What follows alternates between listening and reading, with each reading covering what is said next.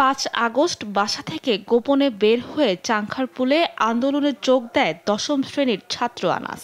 সেখানে গুলিবিদ্ধ হয়ে মারা যায় সে।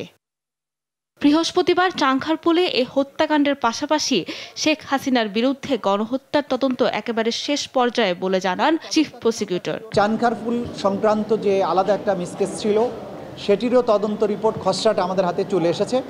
এটারও ফিনিশিং যে টাচ সেটা দেওয়ার চেষ্টা করা হচ্ছে। ঈদের পরপরই সেটাও চলে আসবে আমাদের হাতে। এদিকে বৈষম্য বিরোধী আন্দোলনে আশুলিয়ায় হত্যার পর 6 লাশ পোড়ানোর ঘটনায় 2 আসামিকে হাজির করা হয়। শুনানি শেষে 28 এপ্রিল তদন্ত প্রতিবেদন দাখিলের নির্দেশ দেন ট্রাইব্যুনাল। এই মামলাটার ফরমাল চার্জ দাখিলের মধ্য দিয়েই হয়তো আনুষ্ঠানিক বিচারের কাজটা শুরু করা যাবে।